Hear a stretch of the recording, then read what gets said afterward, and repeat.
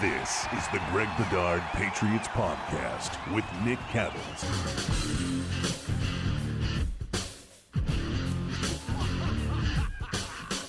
This was a big win for the Patriots. Instead of falling to 3-5, they're now 4-4. When you look at the AFC standings, that conference is fluid, man. There's not a single team that has less than 2 losses. It's all kind of jumbled up. Let's talk about the game. Your thoughts overall, before we get into specifics, just your overall thoughts on that win on Sunday. My overall thoughts are that it was a good, solid win for the Patriots. I wouldn't say it was spectacular in any fashion, but for them to go on the road and grind out a win like that, the manner in which they did it, especially in the second half, Nick, I thought that the Patriots, what we saw in the second half of them, when they sort of realized they regrouped at halftime, they said, we got to get back to running the ball, play action, keep doing what we're doing on defense. I think they sort of have Justin Herbert's number. I think a lot of the smarter, I will say this, I think the smarter defensive minds and the more experienced defenses in the league are starting to figure out Justin Herbert. In that, it was almost identical to what the Ravens did to him before their bye week when they lost, I think, 34-6.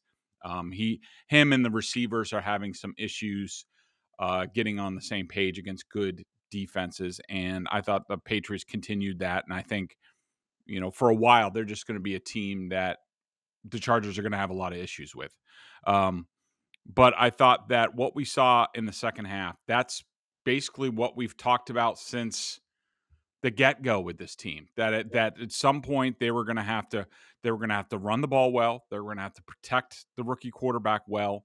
They're going to have to make a few plays in the passing game, but really it's going to have to be defense and special teams that sort of wins this game for the team. And I thought that was exactly the blueprint that we saw in the second half. So, look, did we expect that it was going to take until week 8? No, but I think I've been pretty consistent where I said the second half of the season is when the offense would gel. We figured we would see the defense and the special teams carry them earlier in the season.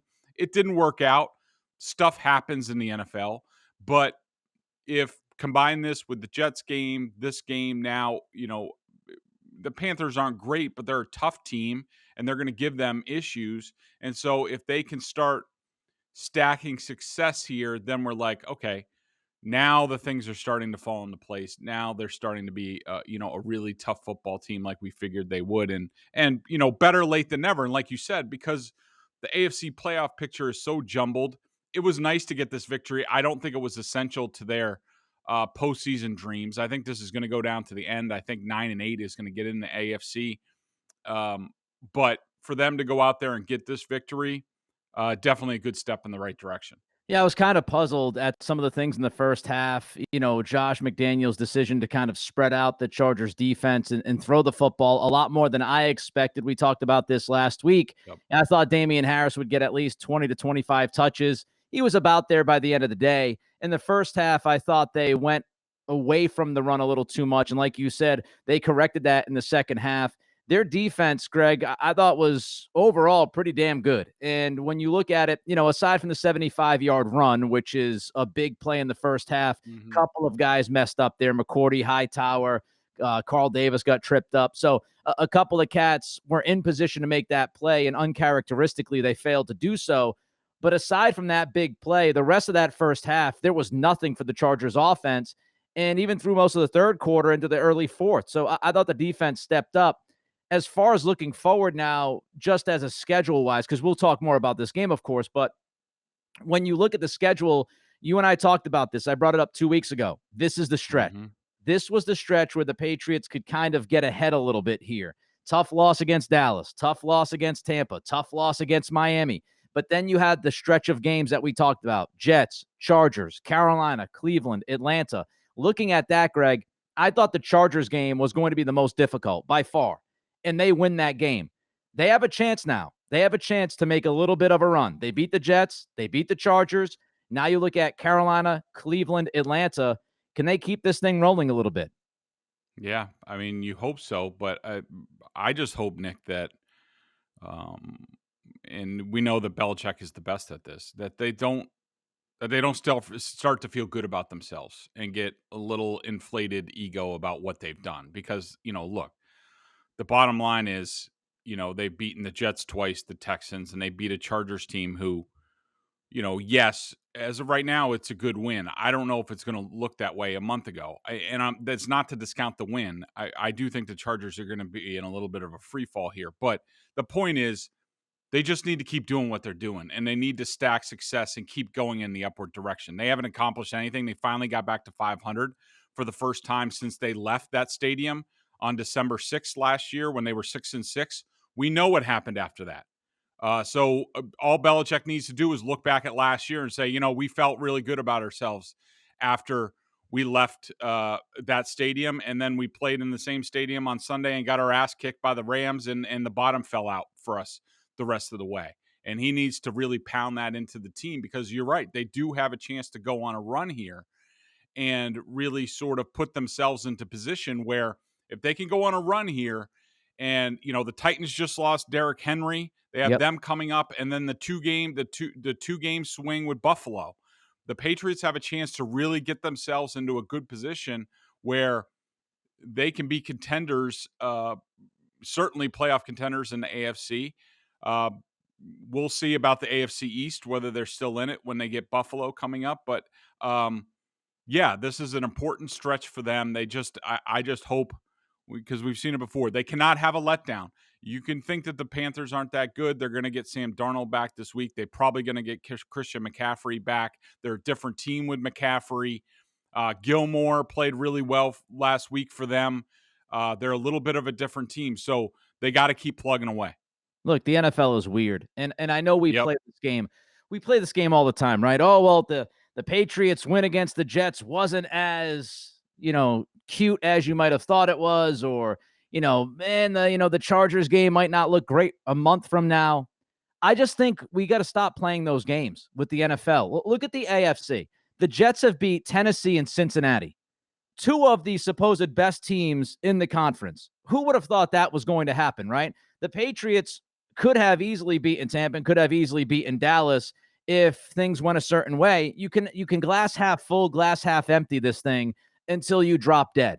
You just look around, and I've got to tell you, Kansas City last night against New York did not look good. They won the game, but the Giants aren't very good, and Kansas City looked about as good as they are. Pittsburgh is now, I think, 4-3 after beating Cleveland in Cleveland on Sunday. Pittsburgh's not a great team. Ben Roethlisberger's practically washed. Yep. Buffalo. Everybody's going to sit there and talk about Buffalo. Josh Allen so far this year has declined. Look at him analytically. Look at him statistically. He's not the same quarterback. And if we're going to sit here and jump on the Patriots' strength of schedule, the Buffalo Bills' strength of schedule is a joke. It's under 400. So, we can. I don't think anybody. Yeah, I understand. I understand where you're going with this, Nick. No one's questioning their strength of schedule. It's just the Patriots need to worry about themselves, and they just need to keep getting better. It doesn't matter. They have wins. They're 4-4. They're 500. They started 0. They're in the thick of this thing with everybody. Now they just need to stack success. I agree.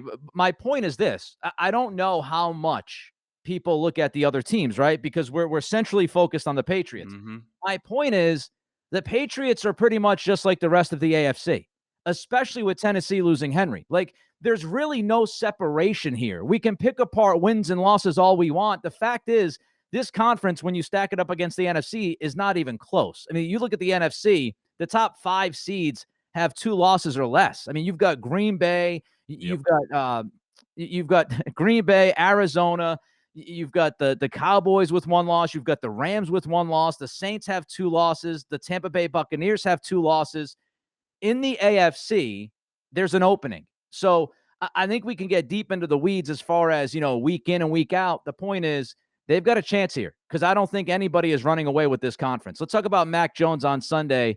Of course, it's rather obvious to say this was not one of his best games, probably his worst. What were your thoughts?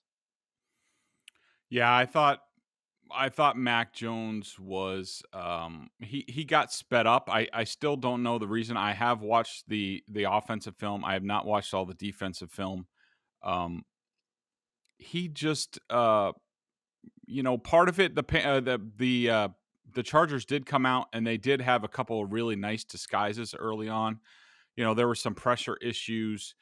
There were some issues with the receivers as well, not really running right routes. It just and the Chargers are I will say this, they're very fast on defense. And I think that McDaniels probably did Mac Jones a disservice with how many times they did throw in the first half.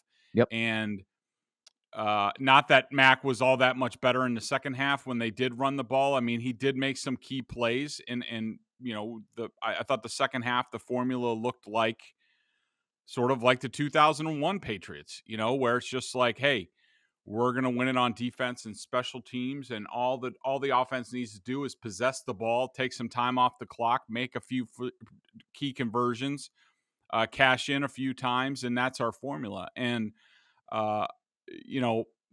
Mac, my biggest issue with Mac in this game was that I thought for the first time, and this is going to happen to him, he's a rookie quarterback. He's going to go through ups and downs. I would like to see him deal with the frustration a little bit better. It seemed like he was getting a little outside of his body, a little bit out of control, and that he lost control of what he was doing just a little bit. Not a huge deal, and I don't think it's going to be a problem moving forward, but he's just got to realize, look, not everything's going to go your way, and you just got to keep plugging away until you find it. And I thought they found it a little bit in the second half, and so that was a little bit of an upward trajectory. But I also think that, like, a guy like Nelson Aguilar, they hook up on that play in the early in the game, the 41 yarder, I think it was, or 44 yarder, which was a spectacular throw by Mac. Great catch by Aguilar. I think it was the first drive of the game. And then after that, I don't know, for some reason, him and Aguilar are not on the same page. Aguilar's showing some frustration at times now. It's growing with each week. I think those guys just got to settle down and got to play a little bit better ball, and I think they will. Yeah, we saw, as you put it, I saw this at BostonSportsJournal.com. The Mac Jones face made an appearance on Sunday. We saw that a couple of times. Also, Aguilar is reminding me of Jason Tatum on a football field with all the complaining. Just play, man. Just play. Stop complaining. Just play the damn game. We'll get into the trade deadline in a minute and a lot more into this game. I did want to bring up some of the coaching issues that we saw again on Sunday. Clock management with the timeouts. You blow all 3 timeouts, one on a challenge, one on, once again, 12 men on the field coming out of a timeout. I think they had 14 on the field at one point before that play. You've heard the rant. I'm done ranting. Can we fix it? So we had some of those issues again, even in a win, Greg. Yeah, it's disappointing. I mean, I thought the challenge was just like, you saw them throw the challenge flag, and you're just like, what are you doing? I mean, you're grasping at straws. I mean, at least figure out who the flag before you throw the challenge flag, or throw it and then ask the official, like, right, did you say it was on 71 or this one, before you go to a booth review. They'd pick it up if you're like, oh, I thought you said so and so. And that was just a dumb challenge. Bill took responsibility after the game for it. I don't believe that for a second. I think that somebody in the booth got overexcited. Could be Matt Patricia, about trying to force a play and getting a safety, where you just got to stay in the moment and be like, they're still deep in their territory. The third timeout that they took was really smart, and it was right before a play, and I think it was a third down conversion. I think it was the one to Jacoby Myers, which really sort of clinched the game for them, where play action fake, go up top, and Mac Jones did a really good job. Myers did a really good job. They sucked in the linebackers. So I'm okay with that one, but don't be out of timeouts at 6:38 left in the fourth quarter. Yeah, that's the issue. And as you mentioned, Belichick's explanation for the challenge and saying, oh, well, I thought it was Kyle Van Noy who got held, or whatever he said. Like you mentioned, ask the ref. You threw the challenge flag. Say, hey, who's the call on? Oh, it's on Christian Barmore was held. Okay, well, Barmore was nowhere near the end zone. I'm picking up the challenge flag. Let's just move on. I thought you called it on somebody else. It was a wasted challenge. It's the trading deadline today. I'm not sure when this is going to be released. Probably after the deadline. We'll try to get it out earlier today so people can hear this. So let me just ask you, what should we expect? Anything? I don't think so. So I've been asking around my league contacts to see what the Patriots are looking for, Nick. And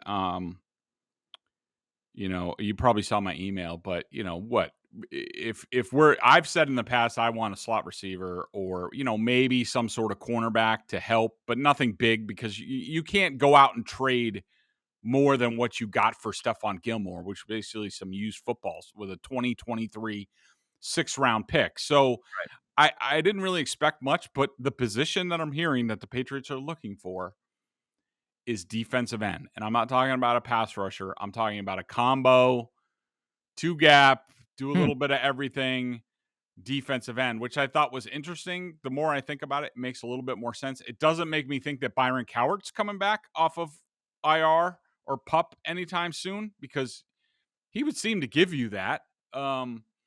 But to me, it looks like the Patriots realize they need some help in the running game a little bit. I'm hopeful. I'm not optimistic that this is a first 2-down replacement for Dietrich Wise because he got creamed again in the running game, especially on some of the biggest plays. He just cannot hold up against double teams. They need somebody who can hold up against double teams. And so it's interesting. The Patriots are out there looking for a combo run pass defensive end. My sources are not optimistic that they're going to find that, but that's what they're looking for. One name that popped up that I thought would help is Andy Isabella. And I'm not sitting here telling you that he's incredible. I agree with you. I had somebody on Twitter, of course, get back at me and go, oh, yeah, he's going to really chip in being inactive every week. Here's the thing. The Patriots, one of the things they need offensively is a quick-footed, quick twitch kind of slot receiver who can also maybe test the defense deep. Isabella can do that. I'm not telling you he's this game changer, but he's a guy that has the quick feet that can maneuver around out there and make some plays for them. I think he's a good fit. I would love a corner, but I just don't know if it's feasible at this point. I know Fuller is available from Denver. That's been out there today. But I don't know if they're going to give up anything. Like you said, you've mentioned with the Gilmore trade, I don't think they want egg on their face giving up a lot more than what they got for Gilmore. But, man, again, we saw it. Jalen Mills late in the fourth quarter, inexcusable. He's just not good on the outside, and they've got to figure it out. I saw Joanne Williams played about 25% of the snaps. My guy Jerry Thornton had that number in his recap yesterday. Maybe they're starting to see something from Williams, but I'm just scared with Jalen Mills out there. Let's get to things we feel good about on Sunday's game against the Chargers. Greg, tell me about Damian Harris. Yeah, I just thought that Damian Harris was spectacular in this game. And it's not even like, he had a couple runs called back thanks to holding calls on the god-awful tackles on this team. But I just kept play after play, even when he's gaining like 2 or 3 yards. I think I had him for 12 plus plays in this game, Wow. 0 minus plays. Wow. Yeah, he's just every week. He's right. He's right in his sweet spot right now, Nick. His vision is spectacular. He makes cuts. Any other running back, like say Sony Michel was in the backfield for some of these runs, they would have been losses or no gain. But Harris, not only does he have the vision, but his lateral movement, his burst, like he looks so quick on film. He is just really coming into his own, and I just hope that Josh McDaniels sees that and says, we need to start featuring this guy a little bit more because right now he is one of the very best players on our team, regardless of position. And that goes hand in hand with something else we've talked about over the past couple of weeks. And it goes hand in hand with what we said about the second half of this game. Feels like the Patriots are figuring out their offensive identity, Greg. Yeah, no question. I think that they realized that, the running short game, play action, stuff like that, that's their bread and butter. I think they need to get out of, shotgun 5 wide, spread the tight ends out. You could do that against some teams like Mac did in week 1. Other teams, it's a little bit tougher in terms of disguise and also coverage. And look, I don't think some of the timing is still there in the passing game. It's not good enough for them to do it yet. Like for example, the pass to Hunter Henry where Mac Jones hit him in the leg. That's a play where Hunter Henry comes in motion, and I'll give credit. It was a really nice disguise by the Chargers, where they showed man-to-man, but all of a sudden the guy who went in motion with Hunter Henry blitzed, and Derwin James picked up Hunter Henry. And, again, similar to Jacoby Myers had a play, I think a week or two ago, where, he's coming out of his break and he's stutter stepping, trying to make a move on the defensive back. Meanwhile, there's a free rusher coming at Mac Jones. Like, these guys have to realize those things and get open quicker. To go to your Andy Isabella trade thing, they don't have a lot of guys who do that. And so they're just not there yet offensively to be able to open it up. And I think Josh McDaniels has to stop pushing the envelope with that and just let it organically generate. I want to stick with the offense before we jump to the defense, and two guys specifically on that defense that we feel good about. Mac's second half, it wasn't spectacular, but there were some subtle things that he did that helped this team win. Sorry, who was that? I was just reading something. Mac Jones, his subtle second half. Yeah. He wasn't spectacular, but he did some subtle things that helped them win. Yeah, I think the play action. I think some of the checks he's making. Just those are little things that when we talked about Cam Newton versus Mac Jones, we talked about how like Cam Newton is a crappy play action passer and they need to be able to execute play action, and how Mac Jones is so great at hiding the ball. And the biggest offensive play that, Jacoby Myers was not open on a bust. He was open because Mac Jones sucked in the over aggressive Chargers linebackers on play action. And that's why he was so open. So if that's Cam Newton, and they've run that play a bunch, they've run it with Cam Newton. I remember that play against the Dolphins where the linebackers are basically ignoring the play action fake because they know Cam Newton's terrible at it, and they're just dropping back to pass. If that's Cam Newton, that's not only, it could be incomplete, it could be picked off. Instead, with Mac Jones, Jacoby Myers is open by 20 yards. That's the difference in the little subtleties where he is a master of that in this scheme already. Yeah, I love his ability to respond when he's gone through it a little bit, when he faces adversity. And this is something we saw going back to the very beginning of camp. When he goes through some adversity, he has this ability to kind of settle down. And he was sped up in the first half. There's no doubt that was his worst half of football as a Patriots quarterback. But he settled down in the second half. And when this team absolutely needed a have-to-have-it kind of drive, a let's put our foot on the throats of the Chargers kind of drive, they got it done. They absorbed a bunch of clock. They scored points. Two times they converted on third down with Mac throwing the football. The N'Keal Harry reception was mixed in. I believe Aguilar had about a 14, 15-yard catch during that drive as well. Again, his ability to kind of put everything in the rearview mirror and say, this is our chance to win this game. This is our chance to come up with a big drive. And the fact that he was able to do that and was super steady, I think just speaks volumes. Defensively, you don't have to be a football expert to watch the Patriots pretty much now every Sunday and say to yourself, man, Matthew Judon and Christian Barmore, they're pretty good.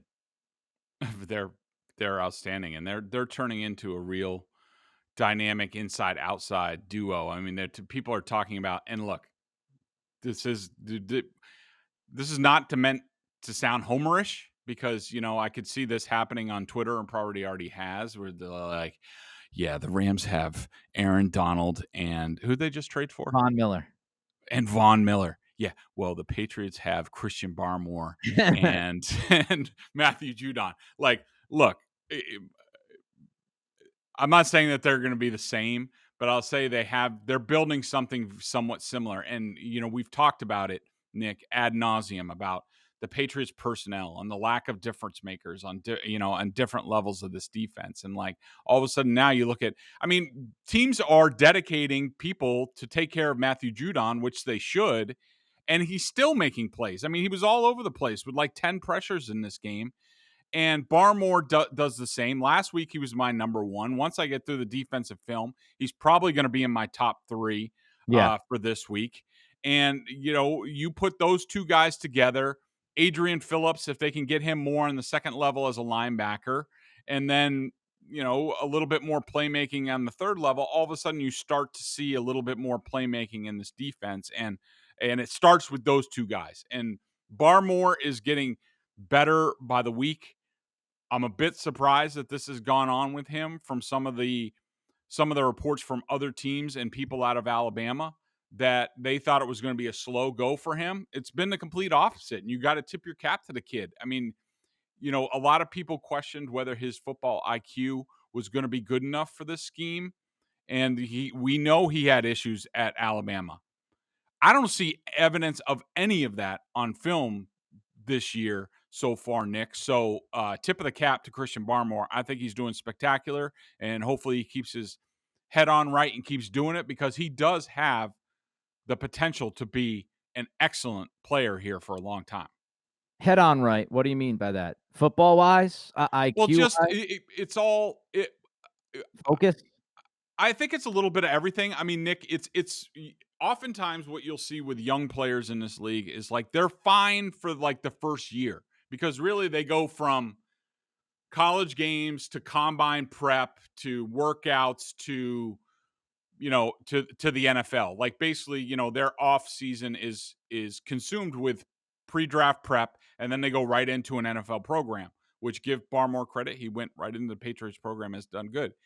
It's after their rookie season, all of a sudden they'll get done whenever the Patriots get done, probably early January. And now all of a sudden those young players don't have to be in the Patriots facility for another like 4 or 5 months. What do you do with yourself in that time? Because you're not going to be around the team. Teams worry about that stuff. I'm not saying it's Barmore specific.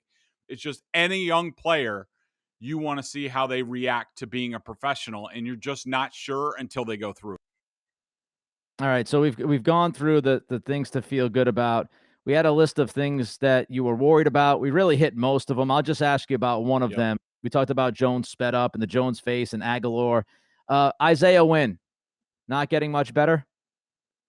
No, he's struggling, Nick. I mean, he there's something different with him every week. I mean, this is probably a larger topic for the offseason, but speaking of guys who have not done what the Patriots expected, I mean, they had to pick up his fifth-year option before, I think, most of the offseason program. From what I heard, he wasn't there that much. And we've talked about it, that they haven't been very thrilled with his play and how he showed up. And they think that the rust that he's shown this season and the slow start he got off to was his own doing. And so the Patriots have to be regretting that. I wonder if they look to move him in the offseason on that fifth-year contract, which shouldn't be too expensive for some teams. Maybe they can, get Nick Caserio interested, because I'm sure he was involved with the Wynn draft pick. But I just think, I think he's definitely on the spot.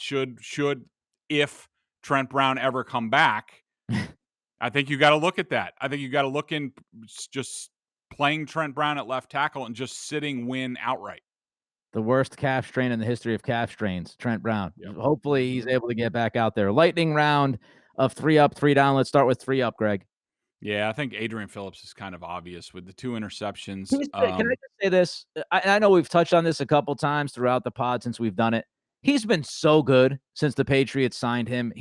And I think he's gotten overlooked because everybody's focused on bigger things, finishing 7 and 9 and the quarterback question, the skill positions, and McDaniels and the Adrian Phillips has been one of the best free agent signings that Belichick has made in some time. This dude has been really good, and Sunday he was terrific. Absolutely. And I remember doing the film review after they signed him, and I wrote it at the time. I was so excited. I didn't realize I realized. I didn't realize till I watched the film on him. I was like, oh my God, this guy is so smart. He does a lot of the robber stuff that the Patriots like to do. He already did that in San Diego. He fit perfectly what they do. And you look at the Chargers and you're just like, I understand. They basically picked the is it Adderley? Yes. Adderley? Yep. Yes, Adderley. He was a second round pick in 2019. They basically picked him over Adrian Phillips, and I understand sometimes you got to do that, but you just don't let good players like that go. And it's not like he broke the bank with the Patriots, but he's been terrific. I mean, I wouldn't say his interceptions were, all his own doing. I mean, one was off Eckler's hands, and the other one was just Jared Cook ran just a horrible route. But that catch on the second touchdown Yeah. was spectacular, especially for a defensive back. And to jump up and score and give them the lead, just spectacular. Two other guys? Damian Harris, which we talked about, love him. He's getting better every week. He's at the top of his game right now, and I think the Patriots need to focus on utilizing that. Man, Matthew Judon, like we talked about, you could throw Barmore in there as well. Just constant pressure. I mean, the Patriots, I don't think they've really ever had a guy like this, or at least in some time, that generates this much consistent pressure on the quarterback by himself without the benefit of scheme, which is normally how the Patriots have to generate pressure. Yeah, Barmore would be my ad, and also another guy, little Adam Jones shout out here. Gunnar Olszewski, take that, Jonesy. Special teams, baby. Gunnar was really good. How about your 3 down? I went with Devon Godchow in the middle. I just saw him getting pushed back time and time again. I don't know how healthy he is, but this has been an issue all year. Isaiah Wynn, we talked about. Kendrick Bourne, I had him for a drop in the end zone. I think he should have that pass, and he had the fumble that took off 3 points. Just can't happen. I mean, I love the kid. I think he's a really good player. I think he's a really good route run. He ran a spectacular route in this game to get open at one point in time, but those are just mistakes. Those basically cost the Patriots, for a touchdown. Yeah. Those 2 mistakes, and so can't happen.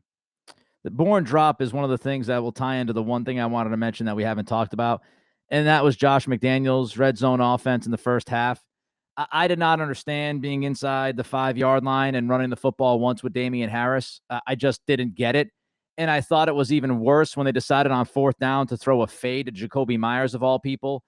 I did not get that stretch of play calling. I hated it with every fiber of my being.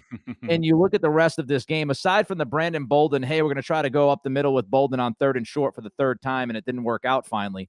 I think this team was like 5 of 6 when you look at short yardage situations with their running backs. And, 3 plays you throw the football, 1 play you run the football. Not a genius, but the 3 plays you threw the football, 0 yards out of those. Incomplete, all 3 of them. The one time you ran it with Damian Harris in that stretch, you got 3 yards. Like, come on now. We're at the point where you got to give him at least 2 touches inside the 5-yard line to see if your stud running back can find the end zone, especially against that defense. So I thought that was piss poor by Josh McDaniels.